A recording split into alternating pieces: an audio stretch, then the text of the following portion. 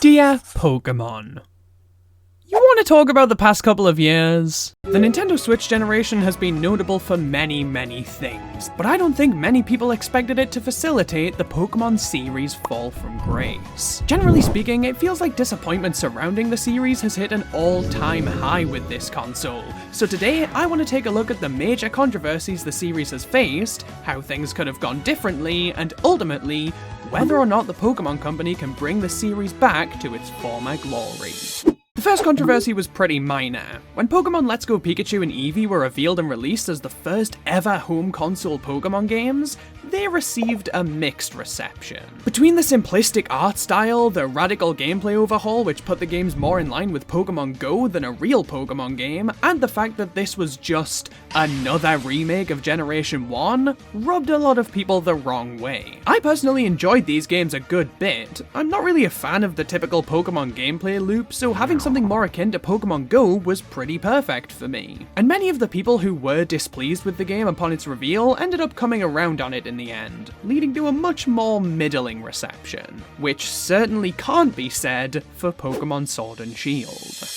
After the Let's Go games eased the series onto home consoles, many were excited for the 9th generation to really get things going, and the reveal of Pokemon Sword and Shield left many feeling optimistic. However, as we got closer to the game's release and as more information about them began to surface, that optimism shriveled up into a ball and perished. The games were showcased fairly extensively at E3 2019, and the more people saw and heard, the more angry they became.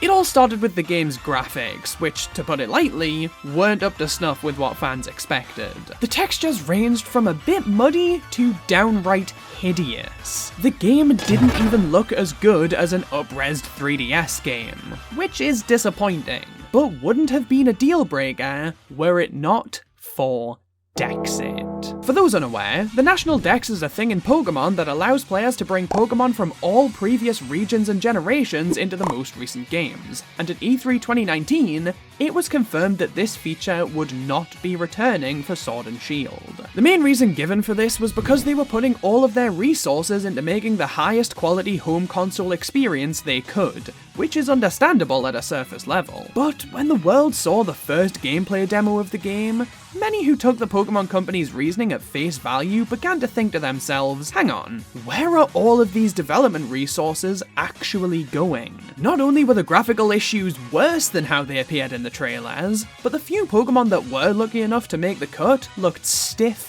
and lifeless. Their animations were the absolute bare minimum to be passable, and the overall visual presentation of the game looked, at its very best, embarrassingly lazy. Fans were losing out on a crucial feature in return for a game that was graphically put to shame by PS2 games. And it turned out that when the games eventually released, fans found very little that redeemed the games when all was said and done.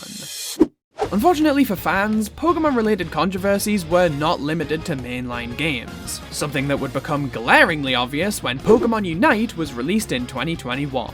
This was Pokemon's first attempt at a MOBA, which stands for Massively Online Battle Arena. Think League of Legends, but with Bulbasaur. Mechanically and gameplay-wise, this game was a pretty big hit. Quite the deviation from the typical Pokemon affair, but the feedback loop resonated with a lot of fans. The issue with this game was with its predatory microtransactions. This game employs every predatory mobile game tactic in the book, and players were not happy about it. There were many currencies confusingly laid out to encourage just buying the premium currency. Extremely low-level difficulty bots that look like real players if you've lost too many times to grant you an easy win and keep you playing. XP multipliers and pay-to-win items, loot boxes, all of this on top of cosmetic items that could easily cost $15 on their own. It was disgusting, especially in a game in a series that is almost exclusively marketed towards children. Not content with making fans mildly displeased with the first set of remakes on the Switch, the Pokemon Company decided to crank the disappointment dial to 1,000 with the release of Pokemon Brilliant Diamond and Shining Pearl, remakes of the 4th generation games. Gen 4 remakes were something fans had been begging for a long time leading up to these games, but many of those same fans were left disheartened by what they ended up getting. These remakes felt lazy to their very core. The art style was even more plain than the Let's Go games and looked downright bad most of the time. The gameplay was slow and boring, and the games didn't even include content from Pokemon Platinum, which was an updated version of Diamond and Pearl released over a decade before these remakes. It felt like no love or care went into these games, but rather that they were just churned out to make some quick and easy money in the holiday release slot. And that brings us on to Pokemon Scarlet and Violet.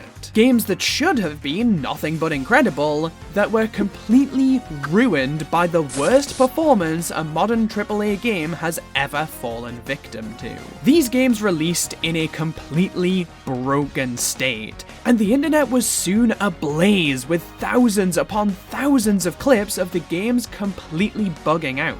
There are honestly too many glitches to specifically call out, but Beta Brawler on YouTube has an entire playlist showcasing the worst of what this game has to offer.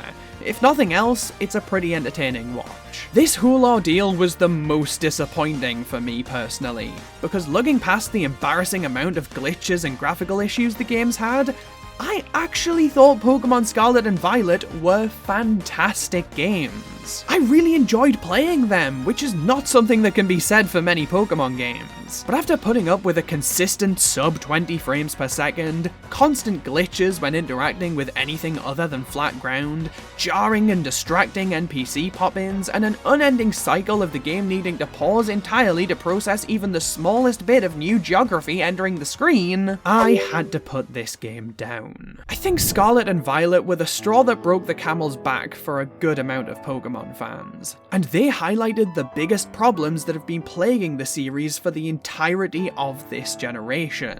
Pokemon Unite was a victim of unchecked greed in a partnership with Tencent, a truly evil company, so I'm going to disinclude that game for the time being. But the rest of the Switch Pokemon games feel like they were bogged down by Rush. To illustrate why I feel this way, let's take a look at the release schedule across 2021 and 2022. In April 2021, we got new Pokemon Snap. In July, we got Pokemon Unite. In November, we got Pokemon Brilliant Diamond and Shining Pearl. In January 2022, we got Pokemon Legends Arceus. And in November 2022, we got Pokemon Scarlet and Violet. That's 5 major Pokemon releases in the span of only 2 years. And 3 of those releases were met with massive controversy. And if we want to focus on just the core Pokemon games, the remakes, Legends Arceus, and the 10th generation games all released within the span of 1 single year. I know that different teams worked on these different games, but even still, having these major releases come out so close to each other gives none of them any room to breathe. There's no time to polish them and get them up to the expected quality standard. It's just not doable. And the thing is, this was entirely avoidable with some ALDAT planning. Keep the remakes where they were. I don't think extra dev time could have saved the direction the Pokemon Company chose to take those games in. Move Legends Arceus up to the November 2022 slot, and bump Scarlet and Violet all the way up to November 2023. That's still a major Pokemon game every single year, and it would have given Scarlet and Violet an additional year of development. Would that have been enough to fix it? Who knows? But it would have made it better than it ended up being. A seemingly small change to the schedule gives each game and their development team some room to breathe, and ensures the games aren't rushed in any way to meet an arbitrary deadline. So, is this a direction the Pokemon series can go in the future? Is it enough to redeem the series? Well, there's already evidence that this may be happening. After Pokemon Scarlet and Violet, there have been basically no new Pokemon games. 2023 only saw the DLC for Scarlet and Violet, and 2024 has had no releases in the series. On top of this, in February 2024, Pokemon Legends ZA was announced, and could easily have released later that same year. But they chose to set the release window for this game as 2025. We still don't know how Legends ZA will turn out, but it seems like they're giving this game a lot of dev time. They weren't trying to get it out as soon as possible and letting the final product suffer. They're giving the developers all the time they need. If this can become the new standard for Pokemon games, then I think the series might be able to reclaim its former glory. If releases can be spread out and given all the time they need to be as good as they can be, then I truly think Pokemon can be redeemed and go back to being a series that fans can adore every new release from. And if the series can manage to do that, then I probably still won't like Pokemon.